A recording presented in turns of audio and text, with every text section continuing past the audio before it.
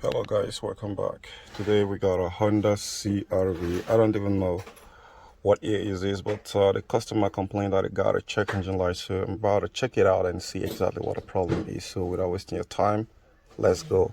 The first thing first, you grab the key and put it in ignition and turn it in the on position, and the vehicle comes alive. Then the OBD port is somewhere around here, which you can see for obvious reasons I've actually connected that. You want to work with the computer interface or the OBD Diagnostics. So here I'm gonna power this on. Okay, while it's powering on, I'm gonna wait for it to boot up. So we got a check engine light. Now we're gonna be confirming it before the scanner boots up completely. So let's start it.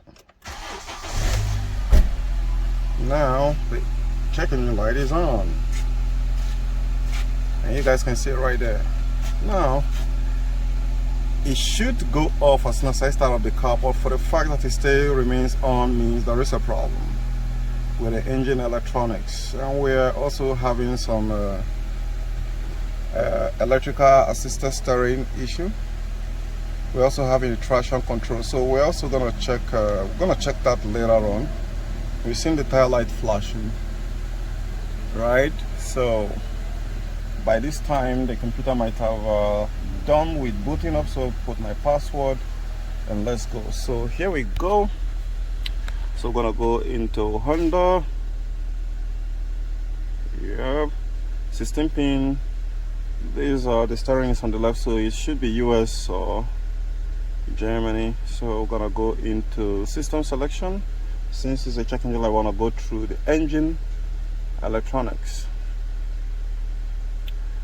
Okay, it's loading, so wait. Okay, so read the TC. Here we go.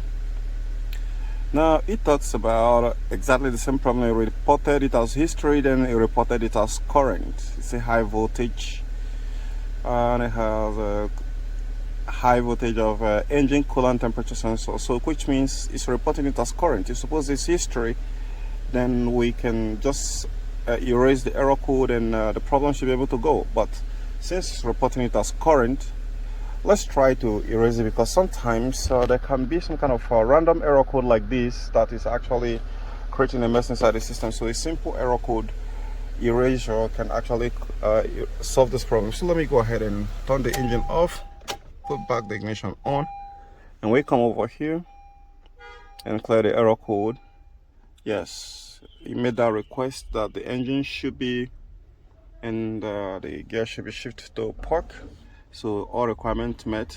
So yes, so you should switch off the ignition, and turn it on back again. So you should turn it back on and hit OK. It says success. So now let's go and check it out and see if we still have the error code. It's there, so which means the problem is not solved. It is like I said previously before we're going into deleting. Now let me go ahead and walk you through solving the problem yourself and without wasting your time. So let's go ahead and shut down the ignition, pull our switch. Now I want to go ahead and reach here. This is where the front latch is. Now for obvious reasons, I've actually opened it. And when we come over here, we want to look for the upper radiator hose. Most of the times they can be having two coolant temperature sensors, so this one is having just one. And if we look down there, it's hidden down there. Now let's try to access it from some other place here. Now that is it here. Don't mistake it. Let me see, you can see my hand. All right, that's it here.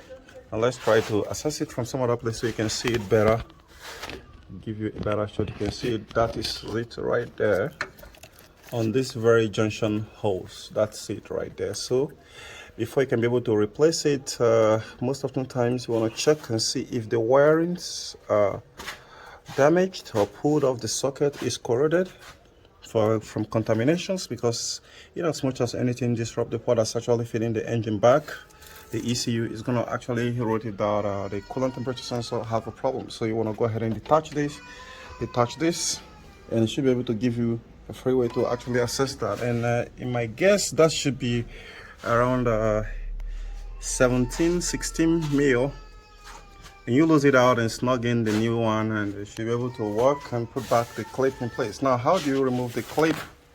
It's simple. Just like this one, you want to press it and pull. All right, press and pull. I don't want to remove this one because it's going to start throwing a check engine light again, and I have to go ahead and wipe it out.